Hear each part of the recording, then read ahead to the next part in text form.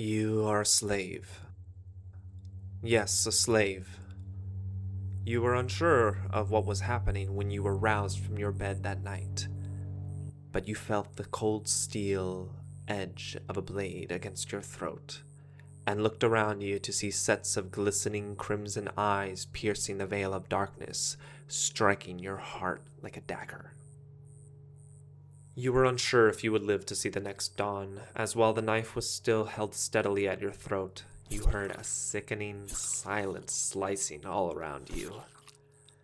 But surprisingly, you and many others survived, though now in chains, walking in icy march to the mountain peaks. After many hours of gruesome traveling through ice and snow, you finally reach the mountainside at a seemingly insignificant crack in the wall. It isn't until the priestess brings out a mechanical device that she magically teleports you through. At the very last instant, you look behind you to see the dawning sun. Almost as if a joke is being made, for though you did live to see the dawning sun, it would be the final time.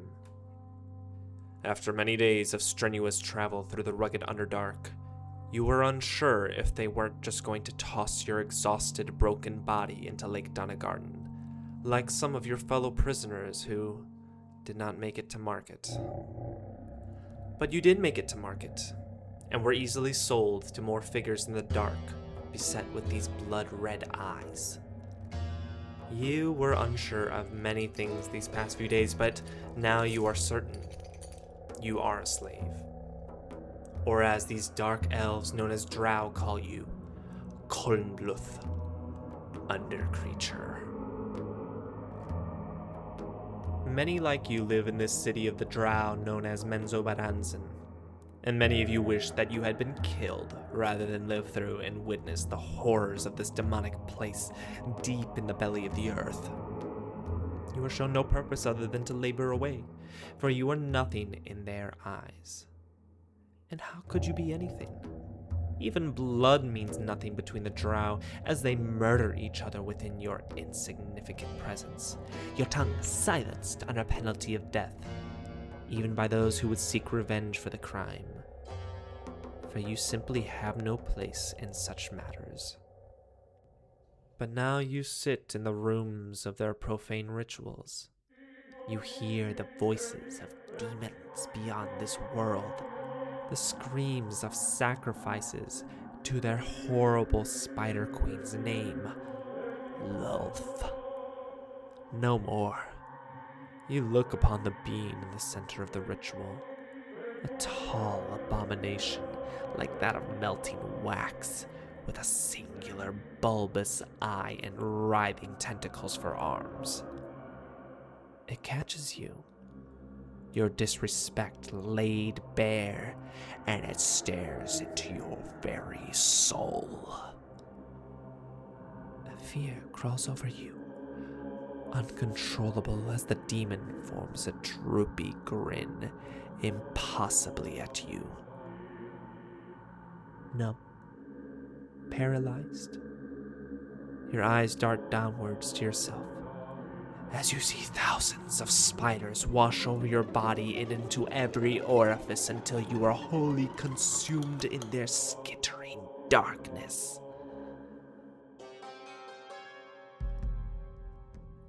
Hey, this is Captain Cosmo, and today we are discussing one of the best known names in all of Dungeons & Dragons.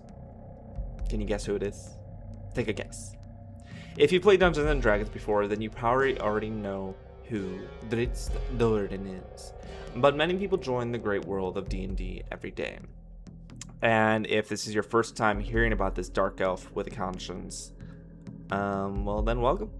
Because we're gonna go boldly delve into the dark world surrounding Drizzt and see how he comes out as a beacon of hope for such a cruel world like that of Dungeons & Dragons.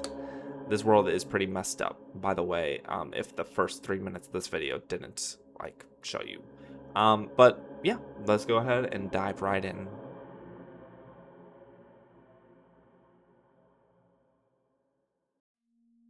Drizzt is a drow. Now what does that mean? Well, looking at the Forgotten Realms, a place that many D&D stories take place, such as those in Baldur's Gate, Neverwinter, and of course, Drizzt stories. We can see immediately that the drow, also known as Dark Elves, are a race of dark-skinned, white-haired, red-eyed elves that reside within the Underdark. The Underdark itself is a pitch-black labyrinth of caves and tunnels full of some of the foulest denizens within the realms. The drow being chief among them, as they deem all other races lesser, only worthy for death or enslavement. They murder others and each other simply for power, and they follow a cruel and vile goddess that brings forth actual demons from her realm in the abyss so that drow clerics can perform ritual orgies with them, which have led to the creation of drow demonic hybrids known as Dragoloths. But anyways, many of these rather evil drow call their homeland within a great cavern in the Underdark, which they shaped into a terrifying citadel of beauty and torment, the city of Menzoberranzan. Drizzt was born here.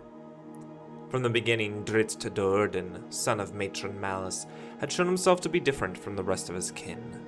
Sporting lavender eyes instead of the typical infravision red of most Underdark denizens, he was thought to be blind at first. However, this would come to be one of the least worrisome traits of Drizzt for the Do'Urden house.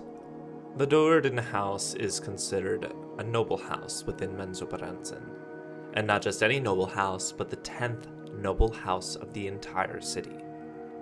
Each noble house is ranked based on their influence within the city, which is gained by their wealth, military strength, and most importantly, the favor of their goddess, Lolth. These three things ultimately combine to determine your worth as a house, and the more worth you have, the more power you have over others. If a house finds itself ready to advance in rank and receive more influence within the city, they must earn it. And on the day of Drizzt's birth, the Do'Urdens were destroying the noble 4th house of Devir. And they succeeded. Destroying the 4th noble house of the city raised everyone below it to fill the void, placing the Do'Urdens in the 9th rank, only one away from gaining a seat on the 8-legged council of Menzoberranzan that determines all major decisions within the city. During the Devir attack, Drizzt was supposed to be sacrificed, as he was the 3rd house boy, and Lolth always demands the sacrifice of a noble house's 3rd house boy. But Drizzt's older brother, 2nd house boy Dinin, had assassinated the 1st house boy, Nalfine, whilst they were both fighting in the chaos of the Devir attack. And so, much like the power struggle within Menzoberranzan, Drizzt gained the rank of 2nd house boy, and was spared from sacrifice. This political life of murder and betrayal would come to dominate much of Drizzt's formative years. But so would a life of rigorous physical and mental training. For you see, drow are not simply shunned for their evil ways, but for how skillfully they perform their acts.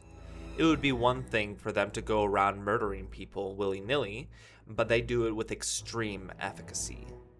Any skilled swordsman, archer, arcanist, or cleric from the surface would be hard-pressed to find fair competition within Menzoberranzan, as nearly all drow are trained in these arts, and they typically excel at them. Drizzt is a prime example of this. Until the age of 5, he was taught drow society, how males were inferior, and the importance of Lolth, as well as several languages. But after 5 until the age of 10, he was trained in his house magic to be able to cast globes of darkness and levitate at will. And at 10, he was brought to train in the blade until the age of 16, where he excelled masterfully at martial weapons at the hands of the house's weapon master, Zaknafane. Afterwards, he was enrolled into Mele Makdere, the Menzoberranzan School of Martial Arts, and for 7 long years, Drizzt faced off against senior classmen in training exercises, defeating every single one of them, giving him one of the most honorable titles of First Boy. At the graduation ceremony, all students would have the honor of having intercourse with the priestesses leading the ceremony. And don't you worry, demons such as Glabrazus were definitely being summoned and involved in the ritual. Drizzt heretically refused, and was nearly killed by his own sister Vierna, who made her own advances to her brother, as she left him to die in a pit full of driders. Driders being drow spider abominations cursed by Lulth for defying her will. Matron Malice came around and spared her son from Vierna's assassination attempt, but only barely. You must learn your place. Hear my words. Vienna brought you to this place to have you killed. She showed you mercy. But I understand the will of the Spider Queen better than she. If ever you speak ill of Lulth, our goddess, again, I will take you back to this place myself. But not to kill you. That would be too easy. You will come back here to become a Drider. This event would come to silence Drizzt's heretical views within Menzoberranzan, but it would not quench the fire within his heart. Over the course of several years, Drizzt is made to go out with a raiding party and deal with enemies to the drow, which is virtually everyone. This is also when Drizzt becomes acquainted with his first true companion. Her name is Guenhwyvar, or Shadow in Elvish. Guenhwyvar is a large panther that can be called to from the astral sea through a magical item known as a figurine of wondrous power. Both Drizzt and Guenhwyvar get along swimmingly, and they hunt together fiercely in the Underdark with the drow raiding party. But the actual master of the figurine, and subsequently Guenhwyvar, is a Maesage H'anet. The H'anets seek to weaken Drizzt's house of Do'Urden, and so one can imagine that Maesage is not too happy seeing his servile panther getting along with the enemy of his house. While raiding the Underdark, Drizzt has no problem beheading the monsters they find. But monsters are just monsters. They are not the truly evil creatures that Drizzt learned so much about. That would be given to the surfacers, especially those evil fairies or surface elves. They are the true monsters of this world. Drizzt is thus made to part from the Underdark and go on his first surface raid and lay waste to the horrible elves. But what kind of horrible creatures are these elves if all they're doing is simply enjoying themselves and dancing under the starlight? It becomes clear now, as Drizzt sees the other members of his drow raiding party murder the once jovial elves, each one defenseless against their horrid onslaughts. One terrified female came before Drizzt. She then jerked straight as a sword dived into her back, its tip thrusting right through her slender form. The drow warrior behind her twisted his weapon savagely, his face the exultation of ecstasy, and cried, "Vengeance!" He hacked at the lifeless body once more, then spun away in search of another kill. Only a moment later, a young elf girl broke free of the massacre and rushed at Drizzt as well, screaming a single word over and over that Drizzt did not understand. It wasn't until Drizzt traced the elf girl's teary eyes towards the corpse now laying at his feet that he understood she could only be crying one word: Mother. This is all far too much to bear for Drizzt. But once back in the Underdark, it seems Menzoberranzan is under attack, this time by another race that Drizzt learned much about, the evil svirfneblin, or deep gnomes. Though with some hesitation, Drizzt does go out to meet them on the battlefield with his Underdark raiding party and Guenhwyvar, and they face off against a massive earth elemental that the svirfneblin summon. But even so, the earth elemental is not a match for the quick and masterful bladesman that Drizzt has become. Drizzt quickly chases after the deep gnomes as they flee, but with more questions rather than murderous intent. And yes, it seems Drizzt is soon faced with another innocent race, This time, the deep gnomes were only just trying to mine for some rare ore. They knew that the drow were probably going to attack, and so they brought the elemental. But their leader, Belwar, tells them that they had no intentions for war. Before anything else could be asked, the trailing drow raid party catches up and kills all of the deep gnomes, save for Belwar, which the priestess magically holds in place.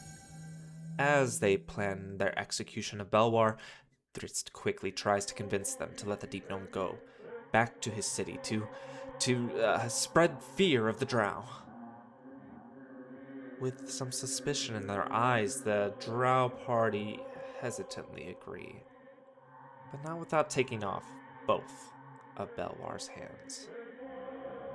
Drizzt thought that his life couldn't possibly get any worse. But soon enough, more of the same political and personal intrigue that has been haunting Drizzt all of his life reaches its way back towards him again. The same House de Vere that was supposedly completely destroyed upon Drizzt's birth had one sole survivor named Alton, and he has been planning to avenge his family for decades with the intent of killing Drizzt, as Drizzt is House Do'Urden's most skilled warrior. And Guenhwyvar's master, Maesage of House Hanet, finally sees his chance within Alton's plot to murder Drizzt, so joins alongside him. Though Drizzt wants nothing to do with these petty squabbles of power and revenge, and is innocent in all of it, he has no choice but to defend himself and kill these would-be murderers. Of course, the skilled weapons master Drizzt lives, but is still appalled at his actions.